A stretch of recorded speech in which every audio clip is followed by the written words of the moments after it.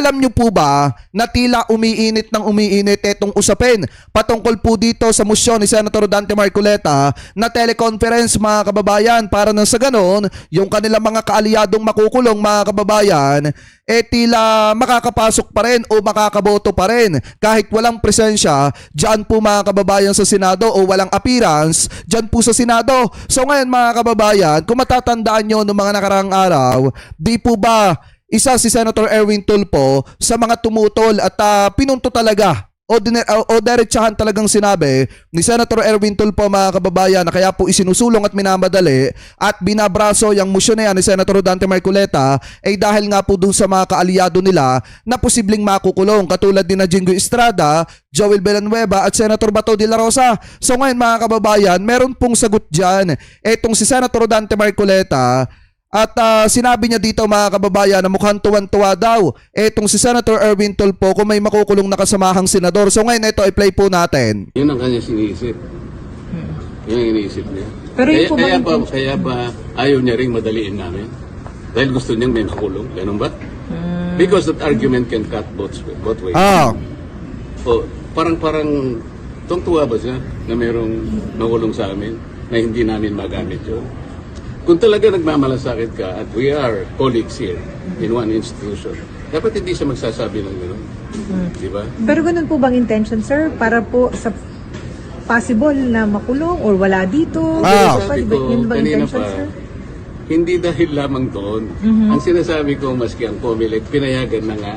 Hindi, ganito kasi yan mga kababayan, di ba binanggit niya, ang sinasabi niya daw, hindi lang dahil lamang doon. So ibig sabihin, pasok din yung dahilan na yon mga kababayan na kung saan dahil nga makukulong yung mga kasamahan nila kaya isinusulong niya yung motion ng teleconference na kung saan payagang umatid yung mga kasamahan niya via online. So ibig sabihin pasok pa rin yung dahilan na yon sa gusto niya mangyari kaya niya isinusulong to. Anyway, ituloy pa natin. Nabumoto. Ito ay makabagong panahon na natin. Let us take advantage of modern technology. Communication, information technology. Pwede naman eh. Para sa ganun, lahat makapag-participate. You know that Congress is a deliberative body.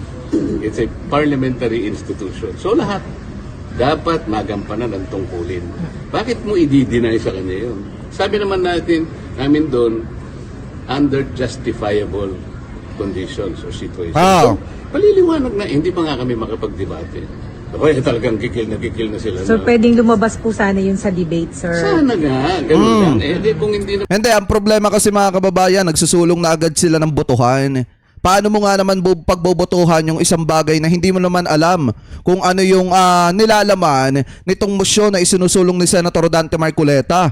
At unang bungad mo palang makikita mo na ang makikinabang niyan hindi naman taong bayan kung hindi yung mga kaalyado nila na posibleng makulong. Naman sila magbibigay ng pagkakataon na pag-usapan namin.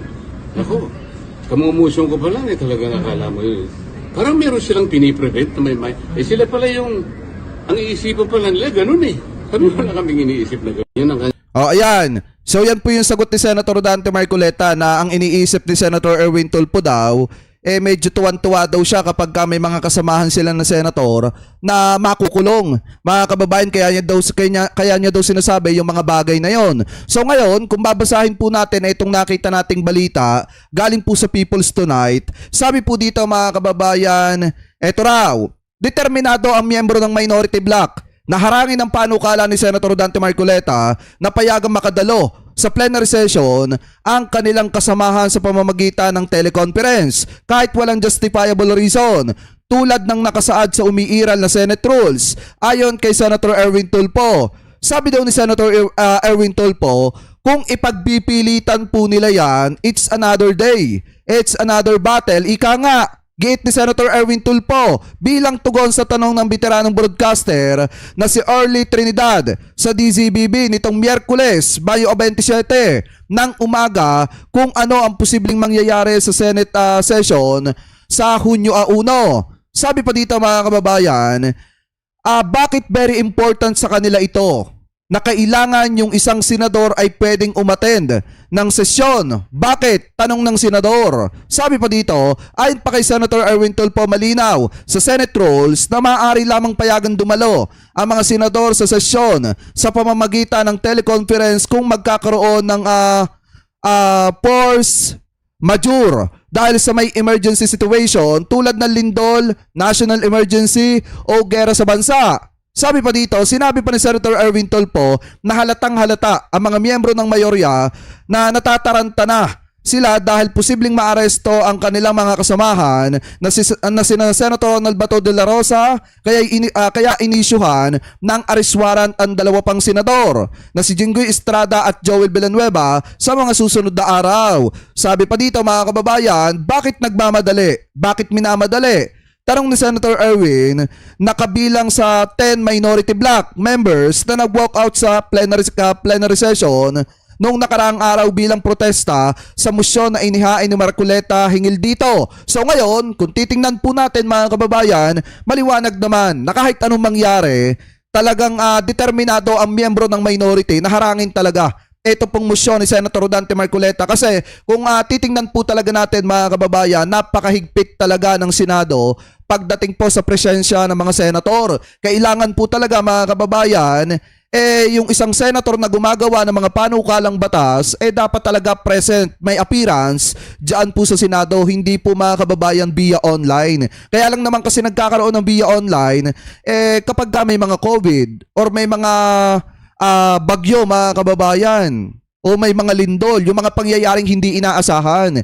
Yan yung mga posibleng bagay mga kababayan at dahilan kung bakit pinapayagan yung teleconference. Pero doon sa mga sinasabi mga kababayan at katuwiran ni Senator Dante Marcoleta, sa panahong ito ngayon mukhang hindi pa naaari or hindi pa pipwede mga kababayan na gamitin yung teleconference na yan dahil nga unang-una wala naman tayong COVID. Pangalawa naman mga kababayan, alam naman natin kung ano yung punto at gustong mangyari ng mga ito kung di para protektahan yung mga kasama po nila. So ngayon, sabi pa dito mga kababayan, sumagot ulit itong si Senator Erwin Tulfo at nag-post po siya sa kanyang Facebook 27 minutes ago. At sabi po dito mga kababayan, ito ang isa sa mga boss naming lahat na nasa gobyerno. Araw-araw pumapasok at nakabilad sa arawan. Tapos, ang ilan sa amin gusto online magtrabaho? Nakakahiya. Ayun yung sabi dito mga kababayan. No? Kasi nga naman, kapag ikaw ay construction worker, araw-araw kang pumapasok. Pag di ka pumasok, wala ka sasahurin. Kahit yung mga dicer mga kababayan, yung mga empleyado, yung mga sales, diba yung mga sales clerk, at yung mga kababayan natin janitor dyan na sumasahod ng kinsenas katapusan. Diba? Pag hindi pumasok yung mga yan, hindi kompleto ang sasahurin nila. Tapos araw-araw pa silang bumabiyahe, nakikipagsiksikan sa mga sasakyang pampubliko at higit sa lahat mga kababayan, umulan man o umaraw, pumapasok sila. No choice sila kasi nga kailangan nila magtrabaho at kailangan makita yung presensya nila sa kanilang trabahong pinapasukan. So bakit natin nahahayaan na masyadong bibihin itong mga senator na ito? Laki-laki na nga ng sahod ng mga tukada buwan. Tapos gusto pa lahat ng luho, mga kababayan, dulot sa kanila. Diba? Gusto pa kahit nagtatago, pugante, buhayin pa ng taong bayan. Kapal naman ang mukha mga kababayan. Ano po, so ngayon, ituloy pa natin yan kasi kung matatandaan nyo mga kababayan, bakit nga ba isinusulong yan ni Senator Dante Marcoleta? Ito yung isa sa mga posibleng dahilan, no? I-play po natin. Kasi sabi po dito sa explainer, posibleng epekto ng mga kaso ng ilang senador sa Senate majority at voting numbers. So ito, i-play po natin. Ang mga gumagawa ng batas ang siya nga rin bang lumalabag nito, hindi bababa sa 8 senador ang naharap ngayon sa mga kaso at reklamo na posibleng may epekto sa magiging galawan at numero sa Senado. Sa 13 miyembro ng majority, si Senador Bato de la Rosa may arrest warrant mula sa International Criminal Court sa kasong Crimes Against Humanity. Tsaka mga kababayan, sa buong kasaysayan ng Pilipinas, ngayon lang ako nakakita ng Senadong ang mga senador na nakaupo at nagtatrabaho, may mga kanya-kanyang kasong kinakaharap. Hindi nga lang basta kaso Mga kababayan, ng pagnanakaw kung hindi pandarambong talaga, literal na pandarambong. At yung isa naman, crimes against humanity pa. ang kinakaharap na kaso. Kaya nga mabibigat mga kababayan yung mga kasong kinakaharap nila. Anyway, ituloy pa natin. Si Senador Bongo, pinangalanan din ng prosecutor na co-perpetrator sa kaso ni FPRRD at naharap din sa reklamong plunder at graft na inihain ni dating Senador Antonio Trillanes dahil sa mga government contracts na nakuha ng mga kumpanyang iniuugnay sa kanyang pamilya. Oh. Si Senador Chis Escudero na isyuhan ng precautionary hold departure order ng Sandigan Bayan habang iniimbestigahan ng ombudsman dahil sa plunder, graft at indirect bribery kaugnay ng flood control scam. Muli ring nabuhay ang issue sa pagtanggap ni Escudero ng campaign donation mula sa isang government contractor matapos sabihin ng COMELEC na magsasagawa ito ng full preliminary investigation. Halos ganito rin ang issue kay Senator Rodante Marcoleta. Ayan o, kahit nga yung mismo nagsusulong mga kababayan ng musyo na yan, na teleconference mga kababayan, may kaso rin kakaharapin sa Sandigan Bayan. Diba? At kung titingnan nyo nga mga kababayan, posibleng masampahan pa nga ito ng iba't ibang kaso pa. Katulad ng indirect bribery at saka po at saka plunder. Dahil nga doon sa 75 billion pesos na tinanggap niya dito po kina Mike Defensor at doon sa dalawang individual pa. May precautionary hold departure order na rin laban sa kanya ang Sandigan Bayan habang may investigasyon ng ombudsman sa reklamong plunder, indirect bribery at iba pa dahil sa mga question sa campaign donation. Habang hinugna ayon sa ombudsman at posibleng masampahan na ng information at maharap sa posibleng pag-aresto sina Senador Jinggoy Estrada at Joel Villanueva para sa plunder at malversation dahil din sa flood control scandal. Oh. Ang magkapatid naman na sina Mark at Camille Villar naharap sa investigasyon kaugnay ng reklamong market manipulation, insider trading at misleading disclosure na isinampa ng Securities and Exchange Commission laban sa kumpanya ng pamilya. Oh. Kung halimbawang makalaboso ang anim sa kanila dahil Ilan na lang ang matitira mga kababayan? 1, 2, 3, 4, 5. 5 na lang na senator mga kababayan ang posibleng matira dito kung sakali na ito pang si Camille Villar at saka po itong si Mark Villar madali din, makasuhan din mga kababayan at makulong din. Halimbawa lang ha, kasi kung titingnan po natin mga kababayan, kung hindi mapapasama yung dalawang magkapatid na Villar, nasa sa 7 na lamang po yung miyembro ni Alan Peter Cayetano. Kung yung 6 talaga, talagang literal na madadali. Ano po, anyway, ituloy pa natin. dahil sa mga non-bailable offense, 7 na lang ang maiiwan sa kasalukuyang majority dahil mas lalamang na ang bilang ng kasalukuyang minority na nasa 11. Sapat na ito para manaig ang boto nila sa mga panukalang batas at mga resolusyon at pagpuno sa mga committee chairmanship dahil binibilang lang ang boto ng mga present alinsunod sa Senate rules. Diba? Kaya nauwi sa walkout at kini-question kung bakit tila minamadali ng majority na palitan ang Senate rules at payagan ang virtual voting. 1 linggo na lang bago magbakasyon muli ang Kongreso. Tanong nga ni Senator Erwin Tulfo, ito ba ay dahil posibleng malaga sa Senado ang mga kasama niyang may kaso? Yan na nga yun. Yan na yun mga kababayan. Yan na yung pinaka main reason dyan kung bakit nga ba isinusulong nila, binabraso na nila yung teleconference. Kasi nga alam nila na 6 sa mga kasamahan nila hanggang 8 yung posible talagang malagas dyan. Hindi pa sapat ang numero para makapagpalit ng Senate President na nangangailangan ng 13 votes at malayo sa required na 16 votes para tuluyang makonvict si VP Sara sa impeachment trial. Alam ito ng minorya, kaya aminadong tuloy ang pagsuyo nila sa mga kasamang nasa mayorya dahil sa numero na kasalalay ang mga mahahalagang pasya. Basta may issue na dapat himayin at kwentong dapat unawain, I will explain. Ngayon, kita nyo nga, napakaliwanag na ng sinasabi dito mga kababayan, kung sakali na yung 6 ay malalagas, biglang bababa yung bilang ng majority ni Alan Peter Cayetano. Yan yung pinakamatindi dyan. Paano? Kung halimbawa mga kababayan, kabahan na yung 2 Villar at bigla ang lumipat na sa minority. O di wala na naman sa pagka-Senate President, etong si Alan Peter Cayetano. Di po ba? At saka kung naniniwala ako mga kababayan si Lauren Legarda, malaki pa ang posibilidad na mag-butterfly yan papunta sa papunta sa minority ni Tito Sen. Dahil alam naman talaga natin mga kababayan na ang usapan naman talaga diyan, ang pagkakaalam ni Senator Loren Legarda, allegedly, siya ang gagawin na Senate President at kauna-unahang babae na Senate President. Pero dahil nga sa pagiging ganid ni Alan Peter Cayetano mga kababayan, siya yung pinaka-umepal kaya siya yung naging Senate President. So ngayon, mga kababayan, bukod dyan, meron din pong pagtutol. Ito pong si Secretary Larry Gadon kung bakit nga ba mga kababayan hindi dapat tawag dito, hindi dapat payagan etong teleconference mga kababayan dahil ayon po kay Secretary Larry Gadon, mga mangyayari sa Senado ay may kinalaman po sa impeachment trial ni VP Sara Duterte. Ibig sabihin, kaya gustong isulong yung teleconference para kahit yung mga nakakulong mga kababayan ay makaboto pa rin po sa impeachment ni Sara Duterte. So ngayon ito, pakinggan po natin. Makakausap natin ngayon si Presidential Advisor on Poverty Alleviation, Larry Gadon. Magandang gabi po sa inyo, Secretary Gadon. Yeah, magandang gabi, Corina, Madam Corina. Ay, and hindi po magandang Corina gabi sa lang lahat po. ng mga... Yes, Corina. Hindi po ako Okay. madam. Opo. Matagal na rin po kayong political observer.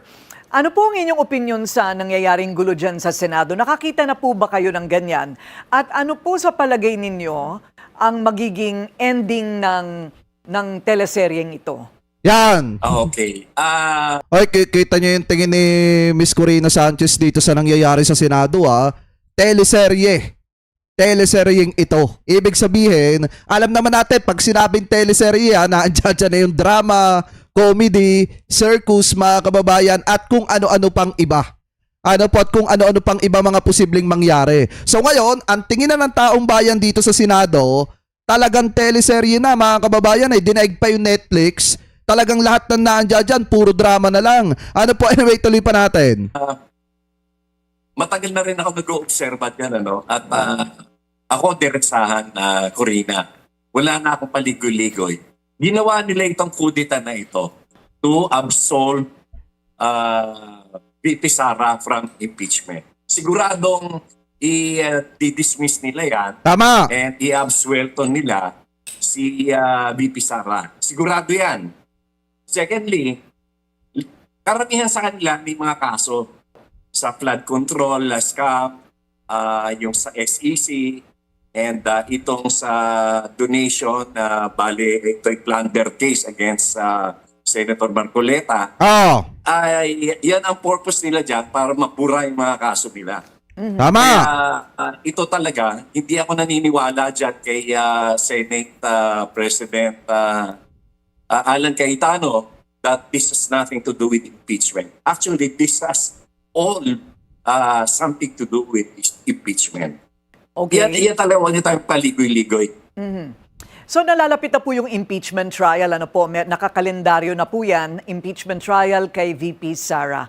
Do you have a fearless forecast? Ano po kaya ang mangyayari dito?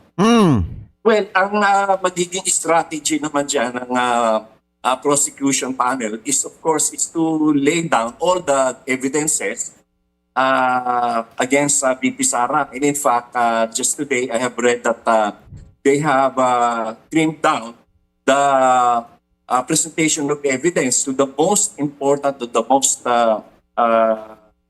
Trivial. telling or pinakamatibay, the strongest evidence against Sara. So Tama. that the public can be informed of the violations of VP Sara. Ang isang kagandahan nito ay kahit na in the end, I'm sure that the certain senators will vote for the dismissal of the case. Ngayon mga kababayan, di ba kung matatandaan nyo, sinabi ni Dean Santa Maria, pakitama na lamang po ko kung ako po ay mali. Doon po sa TNT Podcast na kung saan tinatanong siya ni Ramon Tulfo at saka po nung isang abogado kung ano nga ba yung magiging tingin niya dito sa impeachment ni Sara Duterte. May binanggit siya doon mga kababayan na isa sa pinakamahalagang bagay. Kapag ka umuusad na mga kababayan itong impeachment ni Sara Duterte, magkakaroon ng dalawang court dyan. Una, yung Senate Impeachment Court na kung saan yung mga senador yung titingnan ng taong bayan na magsasagawa nitong trial ni Sara Duterte. Pangalawa naman mga kababayan, yung Court of Public Opinion Nakabantay ang taong bayan dyan. Ngayon, kung gagawa ng mga senador ng hindi maganda yan at makikita yung mga galaw nila sa Senado, wala na silang mukhang iaharap sa taong bayan. Alam nyo naman mga kababayan, di ba, kung matatandaan nyo, nung panahon ni ERAP, impeachment ni ERAP mga kababayan, di ba may pinagbotohan doon kung bubuksan ba or hindi ba bubuksan yung envelope mga kababayan. And then nanalo etong si ERAP mga kababayan dahil hindi po ata nabuksan yung envelope. Pero anong ginawa ng taong bayan noong mga panahon na yon? Di ba lumabas sa kalsada ang mga mamamayang Pilipino? Kaya nga napilitang bumaba sa pwesto etong si ERAP at yun yung ayaw nating mangyari.